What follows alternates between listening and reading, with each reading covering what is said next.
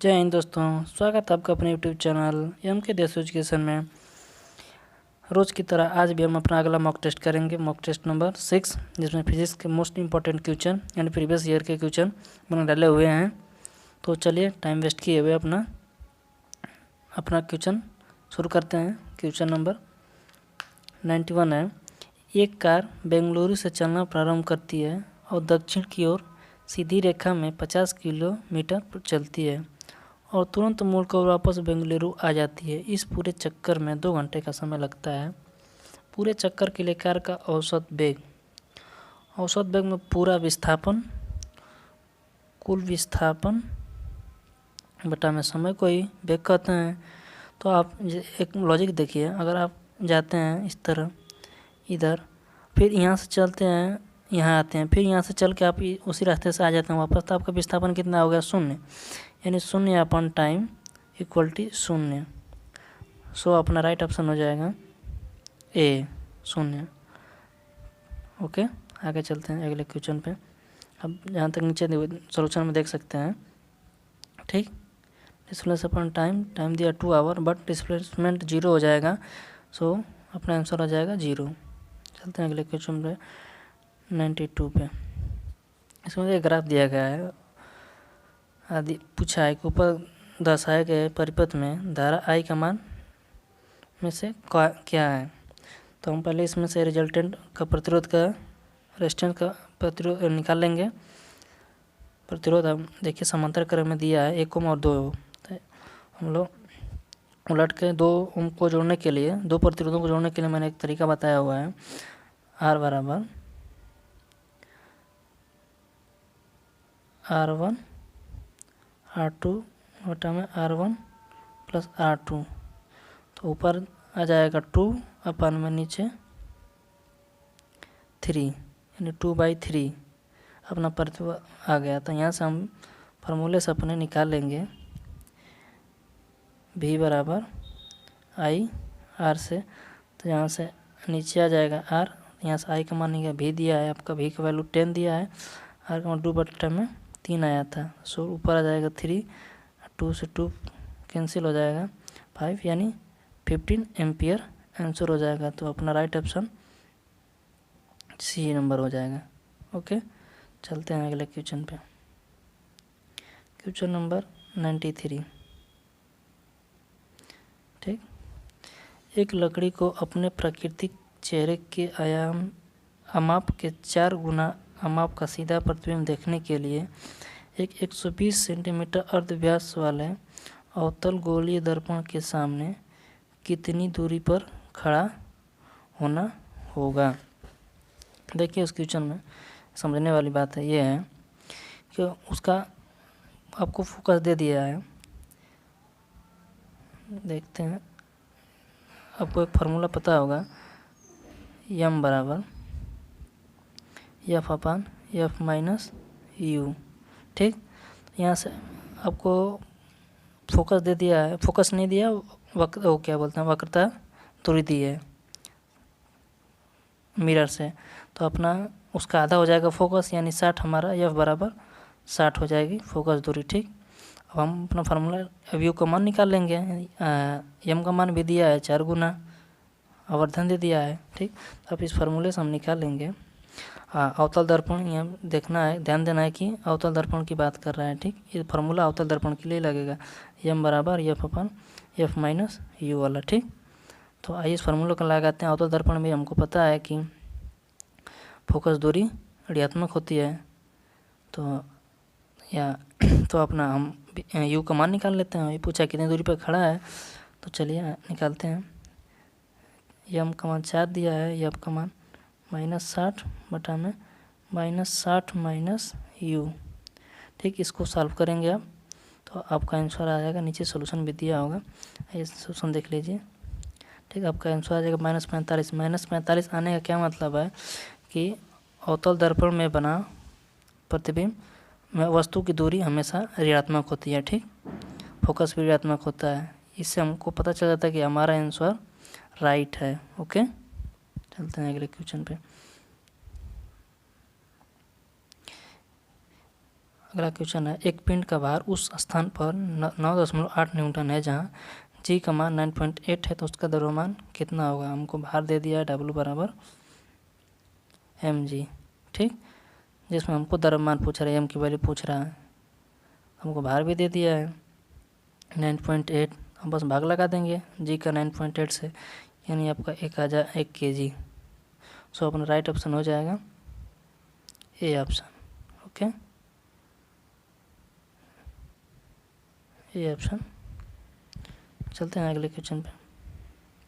Question number 95, यदि किसी हल्के पिंड और किसी भारी पिंड के संवेग समान है तो ऑप्शन दिया है, हल्के पिंड की गतिज ऊर्जा भारी पिंड की गतिज ऊर्जा से अधिक है। दूसरा ऑप्शन दिया है, हल्के पिंड की गतिज ऊर्जा भारी पिंड की गतिज ऊर्जा से अधिक ऊर्जा से कम है। ऐसे दिमाग में पहले इन सवालों को पढ़ने से पहले क्वेश्चन को ही समझ लिया जाता है आखिर में क्या रहा है। इसमें बोल रहा है कि संवेग कांस्टेंट है।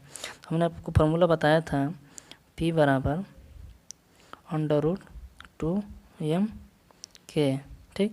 यहाँ पे संवेग को कांस्टेंट कह रहा है, यानी हमको मिला का यहाँ से m डायरेक्ट प्रोपोर्शनली 1/k, यानी जिसका द्रव्यमान अधिक होगा उसकी काइनेटिक एनर्जी कम होगी, जिसका काइनेटिक एनर्जी अधिक होगी उसका द्रव्यमान कम होगा।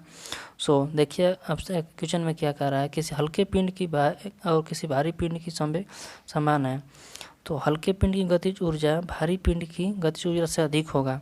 तो बात सही है, जब पिंड हल्का रहेगा तो गतिज ऊर्जा अधिक होगी, जब पिंड गतिज ऊर्जा अधिक होगी तो द्रव्यमान कम होगा। सो अपना राइट ऑप्शन हो जाएगा ए वाला ऑप्शन, ठीक। चलते हैं अगले क्वेश्चन पे।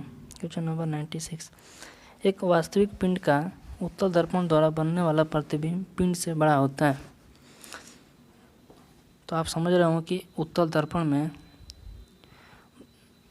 फोकस कहाँ कहाँ बनता है। उत्तल दर्पण में कहीं भी वस्तु रख देंगे तो आपको फोकस और जो दर्पण है उसी के बीच में फोकस बनता है, ठीक।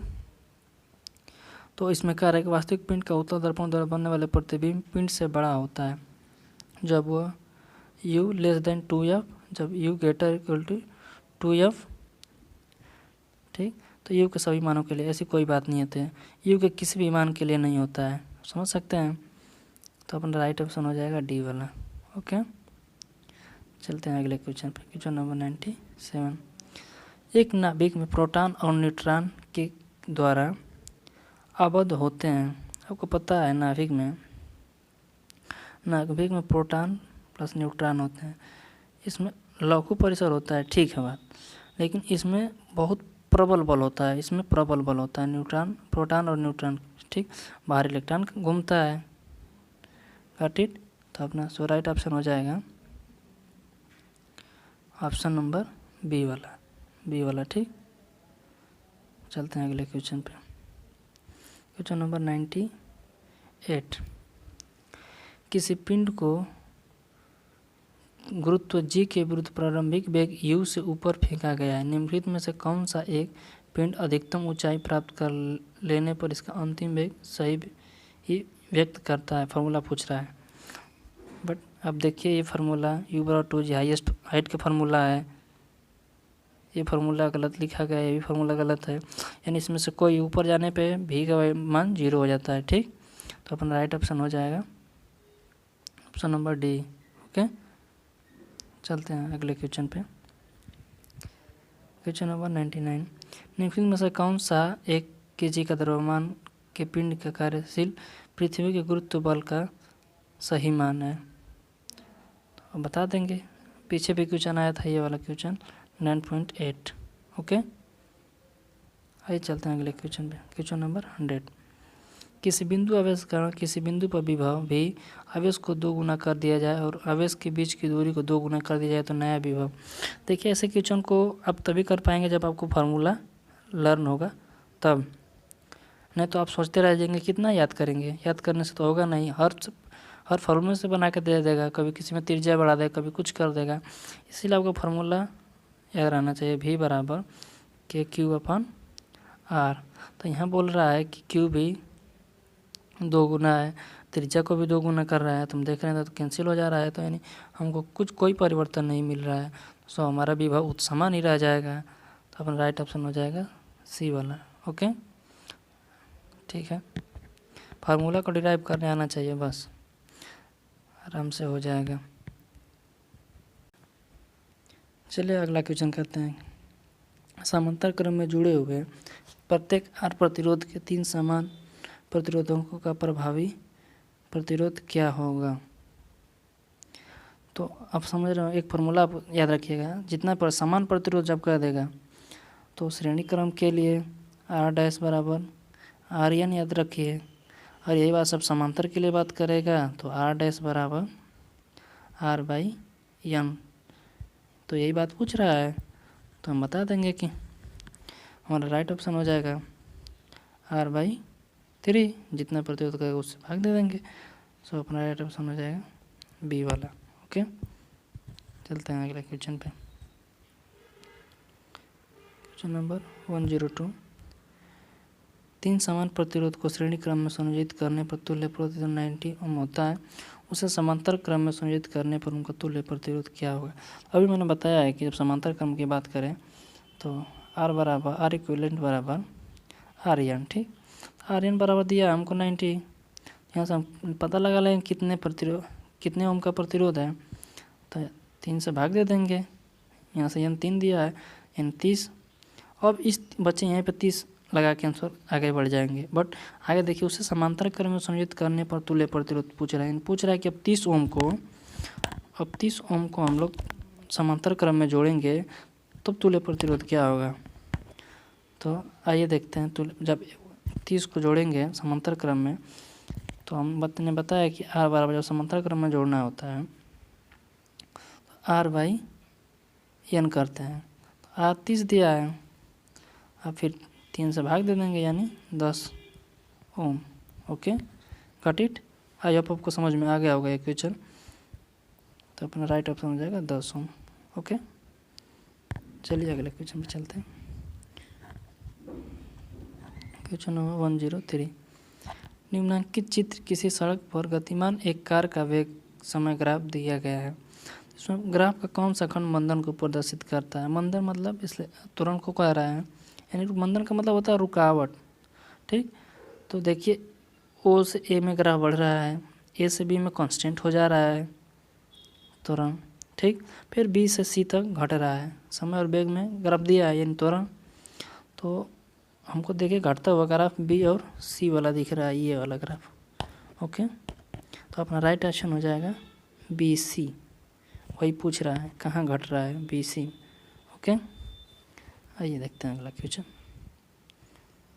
टाइम सम ज़्यादा न लेते हुए जल्दी जल्दी क्वेश्चन करेंगे।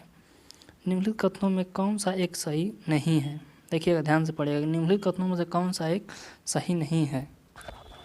ताप का केल्विन मापक्रम परम मापक कहलाता है, बात सही है। पहला, देश से प्रकाश विकिरण तरंगदैर्घ्य 400 से 700 नैनोमीटर होती है, बात सही है। कार्य करने की क्षमता शक्ति कहलाती है, नहीं। P बराबर W/T। कार्य करने की दर को शक्ति कहते हैं, इसमें दर की बात नहीं कर रहा है, यानी अपना राइट ऑप्शन हो जाएगा C वाला। ठीक, क्योंकि गलत कह रहा है, बाकी ये भी ऑप्शन सही है, तो अपना राइट ऑप्शन हो जाएगा C। चलिए आगे चलते हैं। एक व्यक्ति 60 किमी पर घंटा की वेग से गतिमान रेलगाड़ी में बैठा है। रेलगाड़ी के सापेक्ष उसकी चाल क्या होगी। देखिए, जब हम रेलगाड़ी में बैठे हैं, रेलगाड़ी गतिमान है, हम तो बैठे हैं, तो हमारे ट्रेन के सापेक्ष हमारी चाल तो 0 है, तो वही पूछ रहा है। तो हमारी चाल 0 है, हम तो कांस्टेंट है एक तरह से। ओके, तो अपना राइट ऑप्शन हो जाएगा 0। इस तरह के सवाल में कन्फ्यूज मत होइएगा। आगे देखते हैं क्वेश्चन नंबर 106। निम्नलिखित में कौन एक किसी पदार्थ की ऊष्मा चालकता की SI इकाई है। यदि आपको फार्मूला है तो मात्रक भी आराम से निकाल लेंगे। इसका मात्रक हो जाएगा वाट पर मीटर पर केल्विन। ओके, ये फार्मूला इसका देख लीजिए, फार्मूला नीचे दिया हुआ है। यहाँ से हम अपना के की वैल्यू निकाल के अपना फार्मूला बना लेंगे। ठीक, इसीलिए फार्मूला याद रखा करिए। चलते हैं अगले क्वेश्चन पे। Question number 107। यह लंबाई और ए अनुप्रस्थ क्षेत्रफल वाले किसी तार का प्रतिरोध x ओम है। यदि तार की लंबाई को खींचकर 2 गुना किया जाए तो इसका प्रतिरोध हो जाए। यदि इस क्वेश्चन में 2 तरह से पूछेगा, एक लंबाई को तार को खींचकर, एक लंबाई तार की लंबाई देकर। ठीक, तो जब यदि लंबाई खींचकर बात करेगा तार को तो यानी स्क्वायर आर वाला फार्मूला लगाएंगे यहाँ। ओके, तो 2 कई गुना कर रहा है, 2 गुना, यानी 2 दूना के 4x, यानी 4x ओम हमारा आंसर हो जाएगा। तो अपना राइट ऑप्शन हो जाएगा सी वाला। ओके, चलिए अगला क्वेश्चन करते हैं। आइए क्वेश्चन 108 ग्राफ दिया है कि क्षैतिज और घर्षण रहित सतह पर रखे किसी मानक 1 kg के पिंड पर 3 न्यूटन और 4 न्यूटन के 2 बल क्रमशः x अक्ष और y अक्ष के अनुदिश एक साथ लग रहे हैं, जैसा कि नीचे दर्शाया गया है। तो देखिए, ऊपर 3 न्यूटन का बल लग रहा है, नीचे 4 न्यूटन का बल लग रहा है। इसका परिणामी हमको निकाल लेते हैं पहले। ठीक, परिणामी त्वरण का परिमाण पूछा है तो परिणामी बल निकाल लेते हैं पहले। तो यह बराबर √9 + 16 इक्वल टू आ जाएगा हमारा परिणामी बल 5।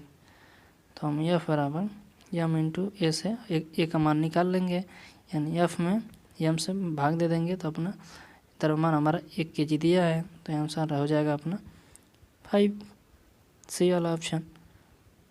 Got it? आई होप आप समझ रहे होंगे। चलिए अगला क्वेश्चन करते हैं। चुंबकीय यामयोत्तर, चुंबकीय यामयोत्तर ऑप्शन दिया है उत्तर दक्षिण के अनुदिश काल्पनिक रेखा है, बी वाला ऑप्शन काल्पनिक बिंदु है, काल्पनिक ऊर्ध्वाधर तल है, काल्पनिक क्षैतिज तल है। देखिए इसमें गलतियां कहाँ होती हैं, डी और सी वाले ऑप्शन में कन्फ्यूजन होता है।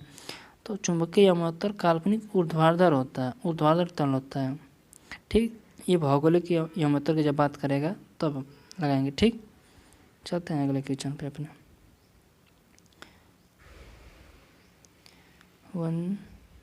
110 बल का एसआई मात्रक न्यूटन को निम्नलिखित में से किसके द्वारा व्यक्त किया जा सकता है। यम का मीटर है और यस का अर्थ है सेकेंड।